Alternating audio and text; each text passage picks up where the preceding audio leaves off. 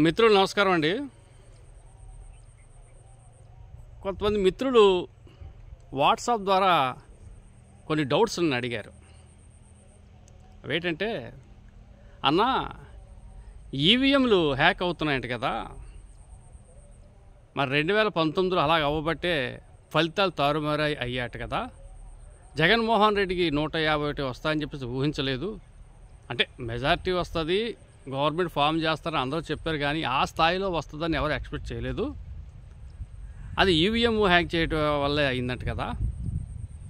At the same time TDP కేవలం 23కే పడిపోవటం కూడా అది ఈవీఎం వల్లేనట్టు కదా, హ్యాంగ్ చేయటం వల్ల అట కదా. ఇక బీజేపీ రెండోసారి గవర్నమెంట్ రావడం కూడా ప్రధాన కారణం ఈ ఈవీఎంలట కదా. మరి ఈ అనుమానాలు ఉన్నాయి, ఇది వాస్తవా అని చెప్పేసి నన్ను కొంతమంది అడగటం జరిగింది. అయితే నేను చెప్పేది ఏంటంటే దానికి సమాధానం, ఇదైతే వాస్తవం కాదు. ఇది ఎందుకో నమ్మశక్యంగా లేదు. నిజంగా ఈవీఎంలే హ్యాక్ చేయాలి అని అనుకుంటే కర్ణాటకలో కాంగ్రెస్ ఎందుకు వస్తుందండి? బీజేపీ తెప్పించుకోవచ్చు కదా వాళ్ళు. ఇక్కడ తెలంగాణలో కాంగ్రెస్ ఎందుకు వస్తుంది? అక్కడ కూడా బీజేపీని వాళ్ళు ఈవీఎం హ్యాంగ్ ద్వారా చేయించుకోవచ్చు కదా. తృణమూల్ కాంగ్రెస్ తమిళనాడులో, అక్కడ ఎందుకు అధికారంలో వస్తుంది? అక్కడ కూడా ఈ ఈవీఎంని హ్యాకింగ్ చేసుకోవచ్చు కదా. కాకపోతే ఇవన్నీ లేనిపోని డౌట్స్ ఏమో అని నేను అనుకుంటున్నాను. అందులో వాస్తవం ఉండదు. ఒక మిత్రుడైతే ఒక మెసేజ్ పెట్టాడు నాకు, ఒక లారీలో 1000 ఈవీఎం మిషన్లు వెళ్తే అందులో ఒక 200 ఈవీఎం మిషన్లు ఏది నొక్కినా కమలానికి వెళ్ళేలాగా, ఏది నొక్కినా ఫ్యాన్కి వెళ్ళేలాగా ఫీడ్ చేసేసుకుని పెట్టేస్తే ఎలా తెలుస్తుందన్నా? ఈ 200 ఓటింగు ఆ బూత్కి, ఆ పోలింగ్ బూత్కి పక్కాగా వచ్చేస్తుంది కదా, ముందుగా ఫీడ్ చేసిన దాని ప్రకారం అని అన్నారు. నో నో నో నో ఇది ఇది ఇది కేవలం డౌట్ మాత్రమే, ఊహాజనితమైనటువంటి అనుమానం తప్పితే ఇందులో అయితే వాస్తవం అయితే నాకేం కనపట్లేదు. అది జరగదు, జరిగే అవకాశం అయితే లేదు. నిజంగా అదే జరిగేలా ఉంటే బీజేపీ వాళ్ళకి, కేంద్రంలో ఉంటే బీజేపీ వాళ్ళకి ఇన్ని పాటలు అవసరం లేదు. అంటే వీళ్ళ డౌట్ ఏంటంటే 2016లో నోట్ల రద్దు జరిగినప్పుడు సెంట్రల్ గవర్నమెంట్ బాగా బ్యాడ్ అయిపోయింది. 19లో రాదు కాంగ్రెస్ వచ్చేద్ది అనుకున్నారు, కానీ కాంగ్రెస్ మళ్ళీ రెండోసారి 300 పైచిలుకు సీట్లతో మళ్ళీ బీజేపీ రావడంతో అది కూడా అనుమానం వచ్చింది. జగన్మోహన్ రెడ్డికి 151 సీట్లు రావడంతో కూడా అనుమానం వచ్చింది.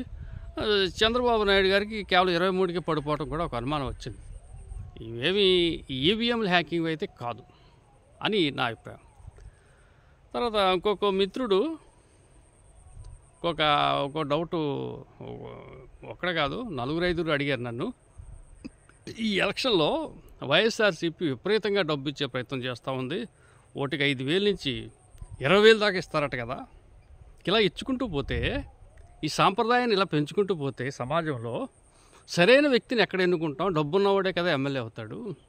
నీతివంతుడు, నీతివంతమైన పాలన అందించేవాడు, కష్టపడి పనిచేసేవాడు, వాడికి అవకాశం ఉండదు కదా. ఆ డబ్బు ఇచ్చి ఓటు కొనుక్కుంటాడు, రేపు పొద్దున ఆడ అవినీతి చేసి ఆ డబ్బు సంపాదించుకుంటాడు. మరి దీనికి మార్గం ఏదైనా ఉందా అన్న? దీనికి సంబంధించి అవేర్నెస్ తెస్తూ ఒక వీడియో చేయమని చెప్పేసి కొంతమంది మిత్రులు నన్ను అడిగారు. దీనికైతే నేను చెప్పేది ఏంటంటే, దీనికి మార్గం లేదు. ఇది ఆల్రెడీ పెరిగిపోయింది. ఇది ఒక వ్యాధి. ఈ క్యాన్సర్, ముదిరిపోయిన క్యాన్సర్ ఇది. ఈ ముదిరిపోయిన క్యాన్సర్ మందు ఏముంటుంది?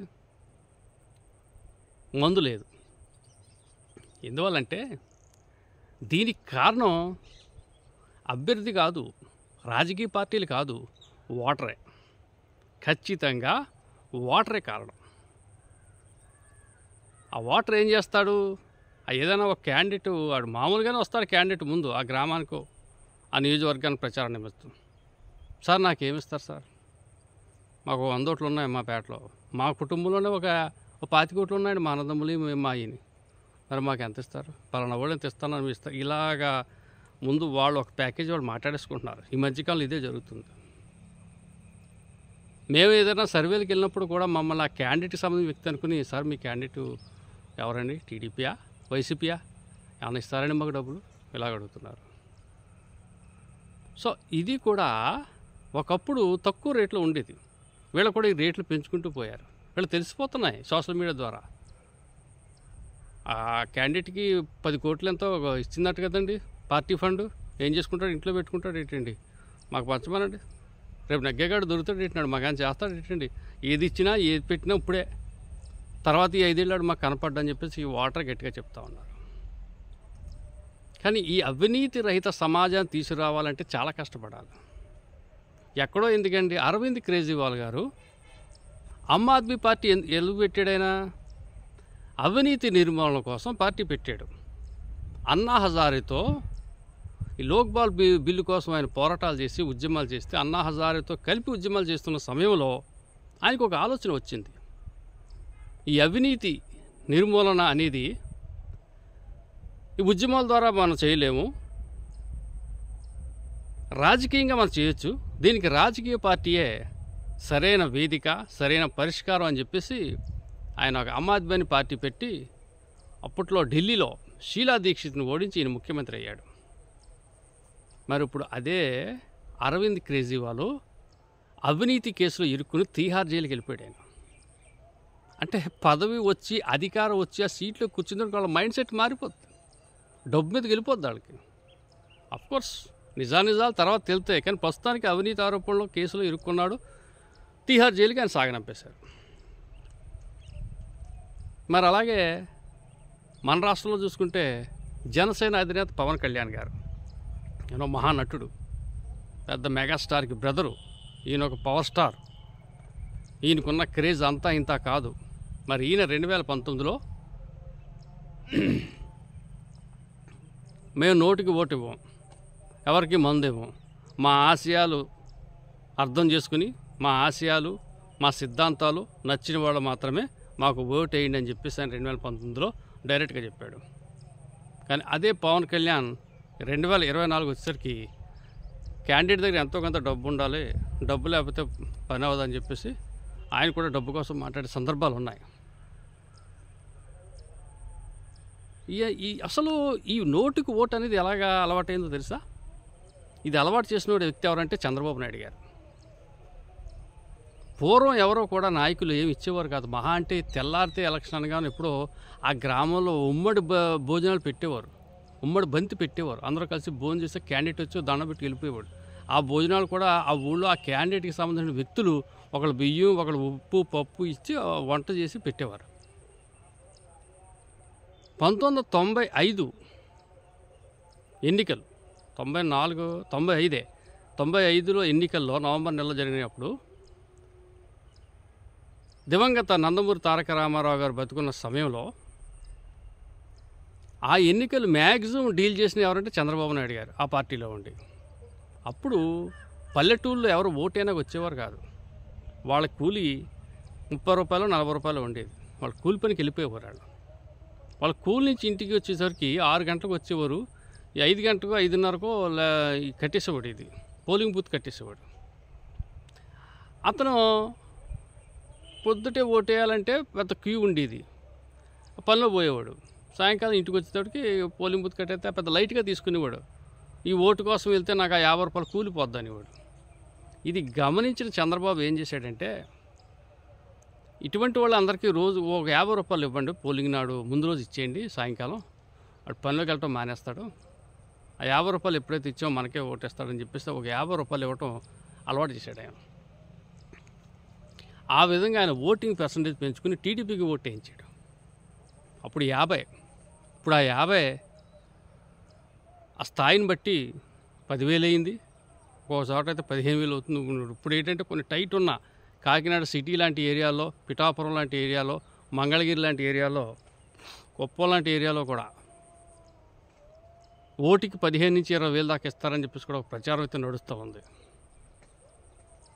అయితే దీని అంతటికీ మూల కారణం చంద్రబాబు నాయుడు గారే. ఏదైతే ఆయన ఈ నోటుకు ఓటు ప్రవేశపెట్టాడో, అందుకే ఆయన తెలంగాణలో కేసు కూడా ఉంది ఆయనకి, నోటుకు ఓటు. ఈ నోటుకు ఓటు ప్రవేశపెట్టాడో అదే ఆయన తిప్పి కొడుతుంది ఈ జగన్మోహన్ రెడ్డి గారి రూపంలో. ఈయన కూడా ఆయన కొద్దిగా ప్రవేశపెట్టి వదిలేస్తే దాన్ని డబల్ చేసి త్రిబుల్ చేసి ఆయన ఏదైతే ఆ సూత్రాన్ని ఉందో ఆ సూత్రాన్ని ఈయన ఉపయోగించుకుని ఆయన దెబ్బ కొడుతున్నాడు. సో ఇది. ఇక మరో విషయం ఏంటంటే మిత్రులకి వెరీ గుడ్, చక్కగా వాట్సాప్లో మరి నాకు మెసేజ్ పెట్టి అనేక డౌట్స్ మీరు క్లారిఫై చేయించుకున్నారు. నాకు తెలిసింది నేను చెప్పాను. అయితే నెగిటివ్ కామెంట్స్ వచ్చి యూట్యూబ్లో పెడుతున్నారు, పాజిటివ్ కామెంట్స్ వచ్చి వాట్సాప్లో పెడుతున్నారు. సంతోషం. నేను నెగిటివ్ కామెంట్స్ పెట్టేవాళ్ళకి ధన్యవాదాలు తెలియజేస్తున్నాను, పాజిటివ్ కామెంట్స్ పెట్టేవాళ్ళకి కూడా ధన్యవాదాలు తెలియజేస్తున్నాను. ఎందువల్లంటే అతను నెగిటివ్ పెట్టినా పాజిటివ్ పెట్టినా నా వీడియో పూర్తిగా చూస్తున్నాడు. నా వీడియో 10 నుంచి 15 నిమిషాలు ఉండే నా వీడియో మొత్తం చూసిన తర్వాతే అతని అభిప్రాయం అతను కానీ ఆమె కానీ నెగిటివ్ అయితే నెగిటివ్, పాజిటివ్ అయితే పాజిటివ్ ఓపెన్గా పెడుతున్నారు. చాలా సంతోషం. మీరు చూస్తేనే కదా మీ అభిప్రాయం మీరు నాకు చెప్పేది. మీరు చూడకుండా ఏం లేదు, మీరు చూసి నాకు పెడుతున్నారు. అంటే నా ఒక్కొక్క వీడియో కొన్ని వేల మందికి వెళ్ళిపోతుంది. అందులో కొంతమంది చూసి వదిలేస్తున్నారు, కొంతమంది చూసి ఇప్పుడు విలువైన సమయం ఇది, వాల్యుబుల్ టైం. ఈ వాల్యుబుల్ టైంలో నా వీడియోని చూడడానికి మీరు 10-15 నిమిషాలు కేటాయిస్తున్నారంటే వెరీ గ్రేట్. నాకు చాలా ఆనందంగా ఉంది. చూసి వదిలేయకుండా మీ అభిప్రాయాన్ని మీరు పాజిటివ్గాను నెగిటివ్గాను పెడుతున్నారు. ఖచ్చితంగా పెట్టండి, ఇది కంటిన్యూ చేయండి. నెగిటివ్ కామెంట్లు పెట్టినాక మీరే సంశయం ఇంకా పెట్టండి. ఎంచేతంటే మీరు నెగిటివ్ కామెంట్ పెట్టే కొద్ది కూడా నాలో ఆనందం పెరుగుతుంది. నా వీడియో చూసి వాళ్ళ అభిప్రాయం తెలియజేశారని హ్యాపీనెస్ నాకు వస్తుంది. సో కాబట్టి ఈ నెగిటివ్ పాజిటివ్ కామెంట్ పెట్టేవారికి ప్రత్యేకమైనటువంటి ధన్యవాదాలు తెలియజేసుకుంటూ మన సెలవు తీసుకుంటున్నాను. Thank you very much.